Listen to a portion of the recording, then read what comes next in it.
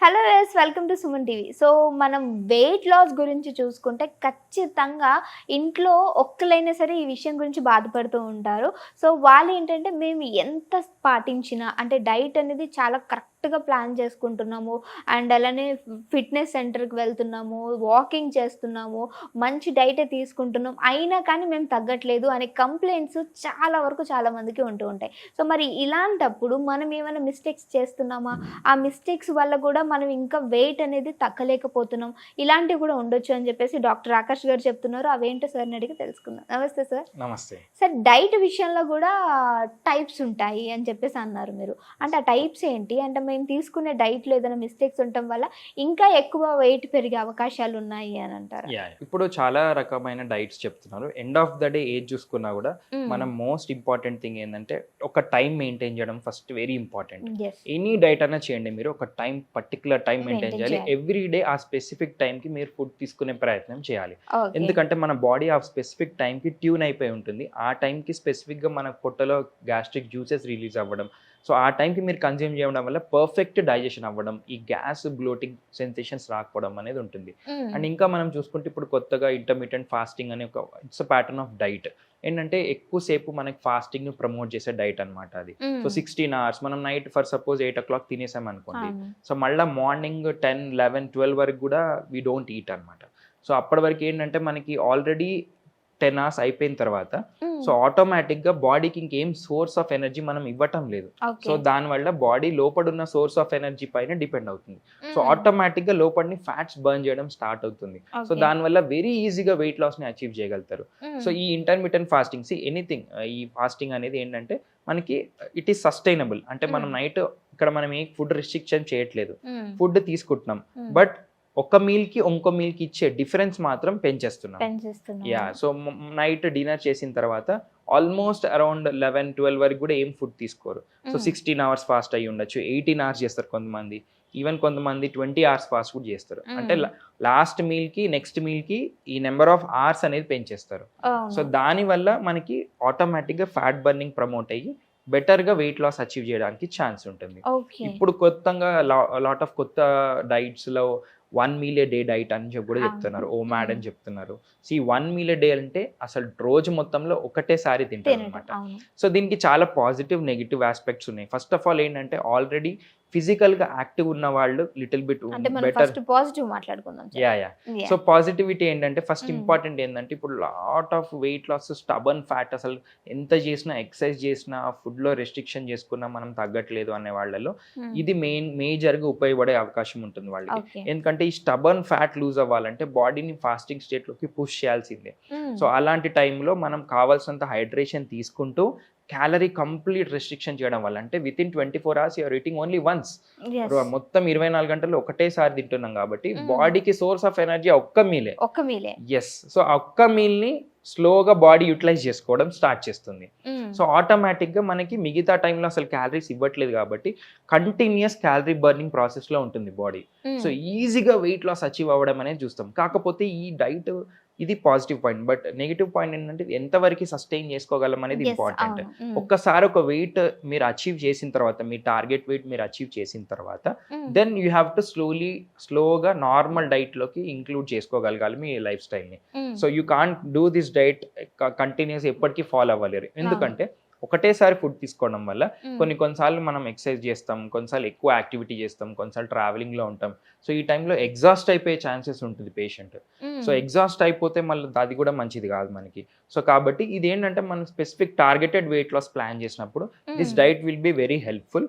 This diet will be very helpful in achieving weight loss also. But going forward after you achieve that target, స్లోగా మీ normal రొటీన్స్లోకి plan చేసుకోవాలి. Sir, weight loss కి zero water ఏమైనా help చేస్తుందా sir? ఇది చాలా మందికి ఉన్న క్వశ్చన్. ఇది జీరో వాటర్ అంటే యూ డోంట్ అంటే వాటర్ కంప్లీట్ గా రెస్ట్రిక్ట్ చేయడం అంటున్నారా? లేదు సార్, యాక్చువల్ గా మార్నింగ్ టైం జీరో వాటర్ తాగటం వల్ల, నైట్ పడుకునేటప్పుడు తాగటం వల్ల జీరో వాటర్ కొంచెం వెయిట్ తగ్గడానికి హెల్ప్ చేస్తుంది అంటారు. మీరేమంటారు? ఎస్ డెఫినెట్లీ హెల్ప్ చేస్తుంది. మార్నింగ్ తీసుకోవడం వల్ల ఇంకా బెనిఫిషియల్. ఎందుకంటే నైట్ మనం ఇమీడియట్ గా ఫుడ్ తిన్న వెంటనే మనకు సోర్స్ ఆఫ్ క్యాలరీస్ మనకి కావాల్సినంత ఉన్నాయి కాబట్టి బాడీ మనం తర్వాత ఏం తీసుకున్నా కూడా అదంత హెల్ప్ఫుల్ ఉండదు. So okay. ఫాస్టింగ్ స్టేట్లో తీసుకున్నప్పుడు మనం బెటర్గా హైడ్రేషన్ ఇవ్వగలుగుతాం, బెటర్ ఫ్యాట్ బర్నింగ్ని అచీవ్ చేయగలుగుతాం. So okay. Definitely early morning already fasting స్టేట్లో ఉంటాం కాబట్టి మీరు అన్నట్టు ఆ వామ్ వాటర్లో జీరా కానీ, లెమన్ కానీ, చియా సీడ్స్ కానీ పెట్టుకోవడం వల్ల definitely it will help in fat burning. ఇంకేమైనా ఉందంటారా? అంటే వెయిట్ తగ్గటానికి వేరే ప్రాసెస్ ఇంకేమైనా యా, ఉందంటారా? Very good question. Specifically I want to tell, ప్రతిసారి మనం ఎక్సర్సైజ్ చేయడం అందరికీ పాసిబుల్ అవ్వకపోవచ్చు. అంటే if is a young guy he can somehow manage his time. Or ఇప్పుడు కొంతమంది ఉంటారు ఆల్రెడీ కార్డియక్ ప్రాబ్లమ్స్ ఉంటాయి, సో వాళ్ళలో మోకాల ప్రాబ్లమ్స్ ఉన్న వాళ్ళు ఉంటారు. సో వీళ్ళని ఎక్కువసేపు నడవమనడం కానీ ఎక్కువ వర్కౌట్ చెప్పలేము. సో వాళ్ళకి ఎట్లా అచీవ్ చేయడం పాసిబుల్? ఎందుకంటే ఈ వెయిట్ అనేది మనకు ఎక్కువ పోతుండడం వల్ల అది గుండెకి కానీ, మన మెదడుకు కానీ, మన గట్కి కానీ మంచిది కాదు. సో అలాంటి వాళ్ళు ఏంటంటే మనకి స్పెసిఫిక్గా కొత్తగా ఇప్పుడు వెయిట్ లాస్ ఇంజెక్షన్స్ వచ్చాయి. యా, సెమాగ్లూటైడ్ అంటాం. వారానికి ఒకసారి ఇంజెక్షన్స్ ఉంటాయి. సో దాన్ని బట్టి మనకేంటంటే ఆకలి వేయడం అనేది తగ్గించేలాగా చేస్తుంది ఆ ఇంజెక్షన్. ఆకలి వేయడం తగ్గించడం వల్ల ఆటోమేటిక్గా ఎక్కువ కన్జ్యూమ్ చేయం మనం. సో అట్లా మనకి మన బాడీలో ఉన్న ఇన్సులిన్ సెన్సిటివిటీని కూడా పెంచి మనకి ఈజీగా షుగర్స్ కంట్రోల్ చేయడం అనేది పాసిబుల్ అవుతుంది ఈ ఇంజెక్షన్స్ వల్ల.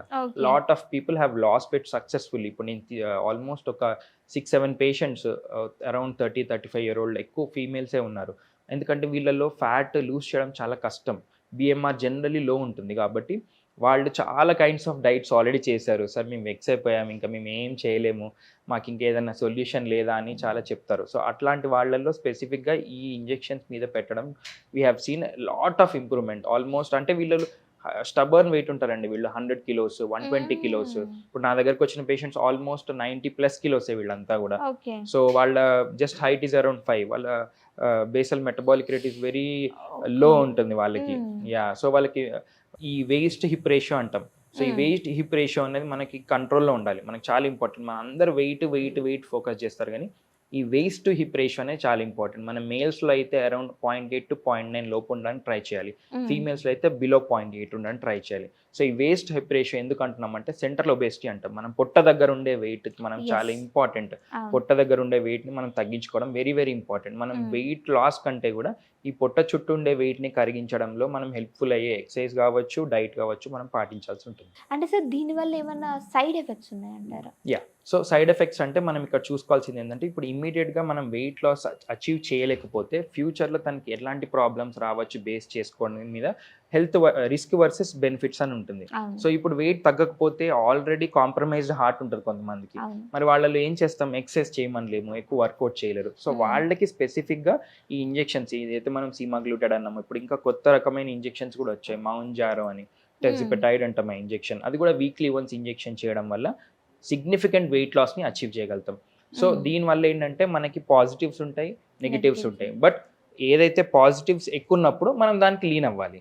సో కంప్లీట్గా మనకి నెగిటివ్ లేదని చెప్పడానికి లేదు, but most of the times మనకి హెల్త్ని మీద భారం పడేట్లాగా వరకు మనం వెయిట్ చేయం కాబట్టి ఎక్కడైతే మనకి వేరే కాన్స్టెంట్స్ వల్ల మనం ఎక్సర్సైజ్ చేయలేకపోవడం వల్ల కానీ, పర్టికులర్ డైట్ ఫాలో అవ్వలేకపోవడం వల్ల, ఇవన్నీ చేసిన తర్వాత కూడా మనం అచీవ్ అవ్వలేని వాళ్ళనే ఇట్లాంటి ఇంజెక్షన్స్ మీద పెడతాం.